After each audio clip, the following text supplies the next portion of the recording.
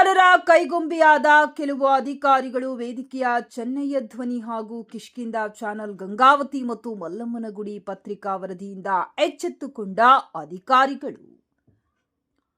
ಬಳ್ಳಾರಿ ಜಿಲ್ಲೆ ಕಂಪ್ಲಿ ಪಟ್ಟಣದ ಪುರಸಭೆ ವ್ಯಾಪ್ತಿಯಲ್ಲಿನ 5ನೇ ಮತ್ತು 18ನೇ ವಾರ್ಡಿನಲ್ಲಿರುವ ಕುಡಿಯುವ ನೀರು ಮತ್ತು ಇತರೆ ಬಳಕೆಗೆ ನೀರಿನ ಟ್ಯಾಂಕ್ ಅನ್ನು ಈ ಹಿಂದೆಯೇ ಅಳವಡಿಸಿದ್ದು ಅದು ಸೋರುತ್ತಿದೆ ಎಂಬ ನೆಪವನ್ನ ಮುಂದಿಟ್ಟುಕೊಂಡು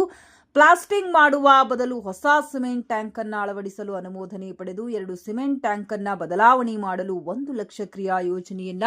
ತಯಾರಿಸಿ ಹೊಸಪೇಟೆ ಗುತ್ತಿಗೆದಾರನಿಗೆ ಕಾಮಗಾರಿ ಮಾಡಲು ನೀಡಿದ ದೂರಿನ ಮೇರೆಗೆ ಕ್ರಿಯಾ ಯೋಜನೆ ಪ್ರಕಾರ 5 ಮತ್ತು 18ನೇ ವಾರ್ಡ್ನ ಟ್ಯಾಂಕುಗಳನ್ನು ಬದಲಾಯಿಸಿದ್ದೇನೆ. ತ್ಯಾಜ್ಯ ಇನ್ನಿತರೆ ವಸ್ತುಗಳನ್ನು ತೆಗೆಯಲು ಮತ್ತೊಮ್ಮೆ ಕ್ರಿಯಾ ಯೋಜನೆ ತಯಾರಿಸಿ ಹಣ ನೀಡಿದ ನಂತರ ತೆಗೆಯುತ್ತೇನೆ ಎಂದು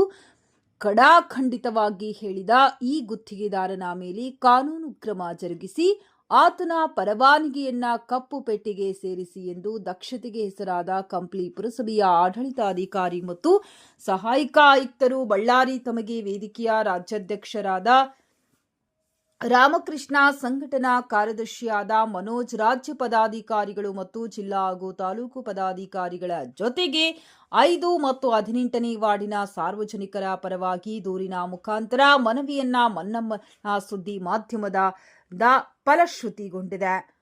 ಈ ಸಂದರ್ಭದಲ್ಲಿ ಸಮಾಜ ಸೇವಿ ಕಾರ್ಯಕರ್ತರ ವೇದಿಕೆ ಕಂಪ್ಲಿ ತಾಲೂಕು ಅಧ್ಯಕ್ಷ ಎಚ್ ಮರಿಯಪ್ಪ, ಪ್ರಧಾನ ಕಾರ್ಯದರ್ಶಿ ಗೋಪಾಲ್, ಉಪಾಧ್ಯಕ್ಷ ರಿಯಾಜ್ ಅಹಮದ್ ಉಪಸ್ಥಿತರಿದ್ದರು.